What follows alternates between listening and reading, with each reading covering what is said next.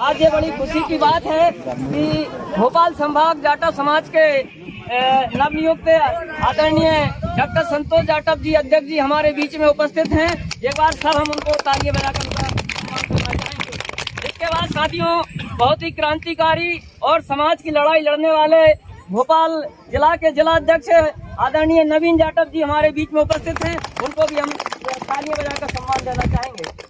जानते हमारे महापुरुषों का इतिहास नहीं जानते, हमारे देश का इतिहास नहीं जानते, वो इतिहास बताने का काम कर रहे हैं और बाबा साहब डॉक्टर अम्बेडकर के बताए हुए मार्गों पर चलकर भारतीय संविधान के हक और अधिकार दिलाने के लिए संघर्षरत हैं।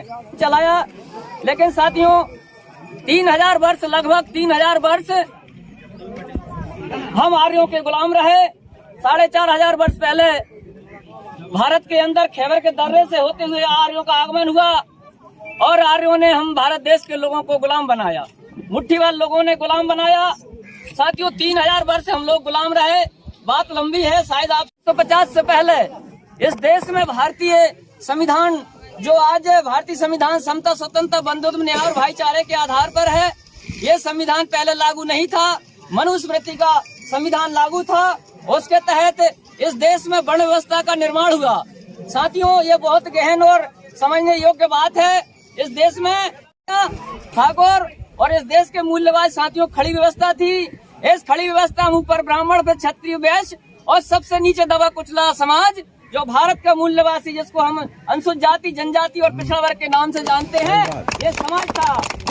इस समाज ने, हमारे बाप दादाओं ने हजारों वर्ष साथियों बहुत बुरी तरीके से आजाद कराने के लिए हमारे बीच में अनेकों महापुरुष पैदा हुए। शिक्षा हमें लेना महापाप था। वर्ण व्यवस्था के आधार पर शूद्र वर्ण को शिक्षा लेना भारत के अंदर पाप समझा जाता था। भारत के अंदर शिक्षा के बाद साथियों यहाँ पर आप अच्छे कपड़े नहीं पहन सकते थे, आप अच्छा खाना नहीं खा सकते थे, आप टेंट और माइक लगाकर अपनी बात नहीं रखते। तो संतों ने और गुरुओं ने अपनी वाणी के माध्यम से देश के लोगों को जगाने का कार्य किया। इसके बाद साथियों कई महापुरुषों ने फिर शिक्षा के लिए लड़ाई लड़ी, जैसे महात्मा ज्योतिबा फूले। महिलाएं इस देश को चलाने का काम कर रही हैं। तो साथियों उन महापुरुषों ने हमारे लिए संघर्ष किया और उसी की बदौलत हम लोगों को आज स्वाभिमान हासिल हुआ है। हमको मान सम्मान और स्वाभिमान की जिंदगी, शिक्षा का अधिकार, नौकरी चाकरी, भारत में देश के अंदर हम लोग स्वतंत्रता से सांस लेने का अधिकार मिला है। हजारों वर्ष गुजार दिए हैं और आज जब आरक्षण की बात आती है, तो आरक्षण के तहत साथियों आज सारे देश में सवर्ण समाज के लोगों द्वारा आरक्षण का विरोध किया जा रहा है, संविधान का विरोध किया जा रहा है। इस चीज को आप समझो साथियों, जिस दिन संविधान खत्म हो जाएगा उस दिन आप लोग कोई प्रजातंत्र का मतलब होता है प्रजा का राज। आज हम संगठित होकर अपनी आवाज उठाएंगे, किसी के ऊपर हो रहे अन्य अत्याचार के खिलाफ आवाज उठाएंगे, तभी हमको अधिकार मिलेगा। अन्यथा आप लोग अत्याचार सहन करते रहना, आपका भला होने वाला नहीं है। तो साथियों इस देश में जब डॉक्टर बाबा साहब अम्बेडकर पढ़ लिख कर इस देश में सबसे प्रथम बुद्धिमान और अम्बेडकर ने कहा वन वोट वन वैल्यू, एक इंसान की एक कीमत, यहाँ से लेकर यहाँ तक सारे लोग भारत के एक समान रहना चाहिए, सबको बराबर का अधिकार मिलना चाहिए। लेकिन साथियों बड़ी शर्म की बात है, आजादी के 74 साल बाद भी आज दलित समाज को अपना स्वाभिमान हासिल नहीं हुआ, आज भी उसके साथ भेदभाव होता है। बाबा साहब अम्बेडकर ने हम लोगों को अनुसूचित जाति के नाम से पुकारा है और आदिवासियों को अनुसूचित जनजाति और अन्य पिछड़ा वर्ग को अन्य क्या चमार कोरी वहाँ जूता बनाने का काम करेंगे, क्या कुमार वहाँ मटका बनाने का काम करेगा। तो साथियों पंडित जवाहरलाल नेहरू, महात्मा बाबा साहब अम्बेडकर ने 24 पेज का आवेदन बना गए। 5 मिनट उन्होंने रोना शुरू किया तो अंग्रेजों ने कहा भाई आपको बात रखने का मौका दिया, आप रो क्यों रहे हो। उन्होंने कहा साहब मेरा समाज हजारों वर्षों से इस देश में जानवर से बदतर जिंदगी जी रहा है, तो मैं 5 मिनट में मेरी समाज की बात कैसे रख सकता हूँ। मेरा ये 24 पेज का आवेदन लीजिए, इसमें आप अध्ययन कीजिए। नकली जो हमारे महापुरुष हैं उनको हमको जानना बहुत जरूरी है, जो नकली महापुरुष हैं उन जानना बहुत जरूरी है। इन लोगों ने हमारा विरोध किया और महात्मा गांधी ने आप लोगों को हरिजन शब्द से पुकारा। आप अपने आप में हरिजन कहने लगे, लेकिन साथियों ये गलत है। ये हरिजन प्रथा हुआ करती है, दक्षिण भारत के अंदर देवदासी प्रथा हुआ करती है। जो लड़की विधवा हो जाती है उसकी शादी नहीं हो सकती, वो मंदिरों में पूजा करती है, उससे जो नाजायज संतान पैदा होती है उसको साथियों उसके पिता का कोई नाम नहीं है, इसलिए उसे हरिजन शब्द दिया गया था। इसलिए साथियों हरिजन शब्द नाजायज औलाद जिसका कोई बाप नहीं है, जिसको कचरे के टोकरी में फेंका गया हो, लेकिन हमें अपने आप में हरिजन नहीं कहना है।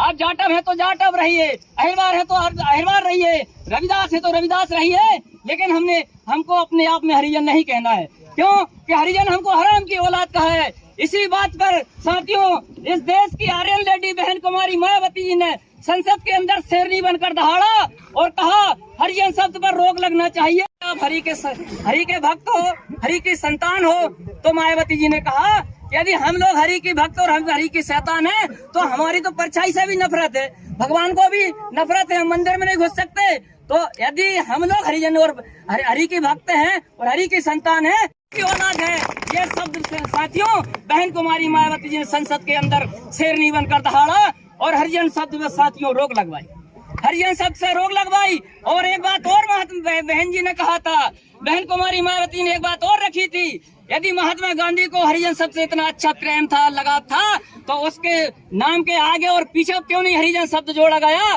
तो साथियों इस चीज को भी अहिरवार है और बाबा साहब अम्बेडकर ने तो भारतीय संविधान अनुसूचित जाति जनजाति पिछड़ा वर्ग और जो भारत के मूल्यवासी लोग 45% समाज जिसको शूद्र वर्ण कहा जाता है, इन लोगों को अच्छा स्थान दिया, अच्छा सम्मानजनक नाम दिया, इसलिए इन शब्दों को भी आप लोगों को पालन करना पड़ेगा। साथियों बात तो बहुत लंबी है, हमारे आदरणीय अध्यक्ष जी भी बीच में है, जिला अध्यक्ष जी भी बीच में है, इनको भी अपनी बात आप में एक कुत्ता जाएगा भगवान के मंदिर में टांग उठाकर सुसु कर देगा, उससे ऐतराज भगवान को नहीं है, लेकिन हमारे समाज के लोग पढ़े लिखे होकर अच्छा नहा धोकर साफ सुथरे होकर अगरबत्ती नारियल लेकर जाएंगे, आपको मंदिर में नहीं घुसने दिया जाएगा, आपको मंदिर में नहीं घुसने दिया जाएगा। तो साथियों आप हिंदू नहीं हैं।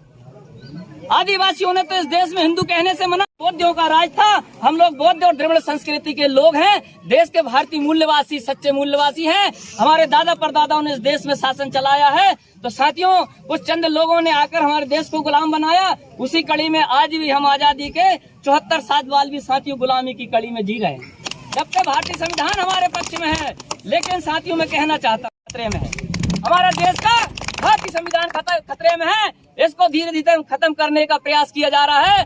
हम सब लोगों को मिलकर इसको बचाना है, तभी हमारे शरीर में एक अच्छा सांस लेने का मौका मिलेगा, अच्छा जान रहेगा, हमारे आने वाली पीढ़ी पढ़ लिख पाएगी, तब जाके साथियों हमें इस देश में स्वाभिमान की जिंदगी हासिल हो पाएगी। बात चल रही है रायसेन के अंदर एक शिलान्यास हुआ, उसमें कलेक्टर महोदय, जिला पंचायत सीओ और साथियों वहाँ के विधायक महोदय और मंत्री महोदय प्रभुराम चौधरी जी, डॉक्टर प्रभुराम चौधरी जी ने उस शिलान्यास का लोकार्पण किया। साथियों उस पत्थर में आज भी हरिजन शब्द लिखा हुआ आज से और हरिजन मंदिर तक। तो साथियों इस चीज का भी हमको विरोध करना है और आगे हम लोगों को, नए युवा लोगों को, खास तौर से जो 18 से और 40 के बीच के लोग हैं, ऐसे गांव के लोग अपनी एक लिस्ट बनाएं, मोबाइल नंबर सहित हमको उपलब्ध कराएं और हम सारे बैरसिया तहसील, पूरा जिला, फिर सीहोर जिला, विदिशा जिला को एक एक करके हम लोग इसकी ट्रेनिंग देंगे, देश के सच्चे इतिहास से अवगत कराएंगे और इसी कड़ी को हम लोग महापुरुषों के आंदोलन को आगे बढ़ाएंगे, तब जाके हमारा मान सम्मान और स्वाभिमान हासिल हो पाएगा। साथियों मैं कहना चाहता हूँ इस देश के लिए एक सुरक्षा कवच बाबा साहब डॉक्टर अम्बेडकर ने अनुसूचित जाति जनजाति अत्याचार अधिनियम, जिसको आप लोग हरिजन एक्ट बोलते हैं, हरिजन एक्ट अब हमको नहीं बोलना है, हमको साथियों SC/ST एक्ट बोलना है, SC/ST एक्ट बोलना है, हरिजन एक्ट नहीं बोलना है। जो बाबा साहब अम्बेडकर ने यदि समाज के ऊपर हो रहे अत्याचार, समाज के ऊपर भेदभाव छुआछूत रखते हैं, जो व्यक्ति करेगा उसको बाबा साहब अम्बेडकर ने भारतीय संविधान के अंदर एक कानून दिया, संविधान के अंदर आप लोगों को एक सुरक्षा कवच दिया, लेकिन उस सुरक्षा कवच को खत्म करने के लिए साथियों भारतीय जनता पार्टी के लोगों ने और वहाँ बैठे जो जज जो न्यायपालिका है उन लोगों ने मिलकर इसको खत्म करने का काम किया, लेकिन ग्वालियर भिंड मुरैना के लोगों ने लेकिन उस अधिकार को वापस ले लिया। इसको कहते हैं सच्ची लड़ाई, सच्ची क्रांति, सच्चा अधिकार। तो साथियों, इसी तरह हम लोगों को इकट्ठा होकर हमारी लड़ाई लड़ना पड़ेगा, क्योंकि एक कहावत है, जब तक बच्चा नहीं रोता तो माँ भी उसको दूध नहीं पिलाती। जब तक हम लोग अपने स्वाभिमान और हक अधिकार के लिए नहीं लड़ेंगे तो हमारा साथियों बात नहीं सुनी जाएगी, बात नहीं जुटता और संगठित रहना चाहिए, रहना पड़ेगा। क्योंकि एक मैं छोटा सा उदाहरण देना चाहता हूँ। आप एक पत्थर उठाइए और एक कुत्ते को मारिए तो कुत्ता टह टह करके भाग जाएगा, क्योंकि वो एक अकेला व्यक्ति है। कुत्ते की समाज कभी एक नहीं हो सकती है, क्योंकि एक कुत्ता दूसरे गांव जाएगा तो दूसरे कुत्ता को काटने के लिए। पक्षी है, छोटा सा पक्षी है, लेकिन यही पत्थर उठा के आप मधुमक्खी के छत्ते में डाल के देखिएगा, फिर आपको पता लगेगा।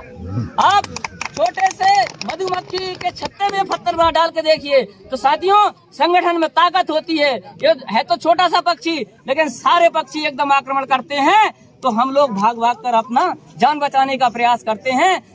तो हमें संगठित रहना पड़ेगा, हमारे भाइयों को हो रहा अन्य अत्याचार के खिलाफ आवाज उठाना पड़ेगा, तब जाके साथियों मधुमक्खियों जैसे हम लोग एक अच्छा उसका वो रस ले पाएंगे। तब हम लोग एक अपना अच्छा प्रबुद्ध भारत की इस बात को रख पाएंगे।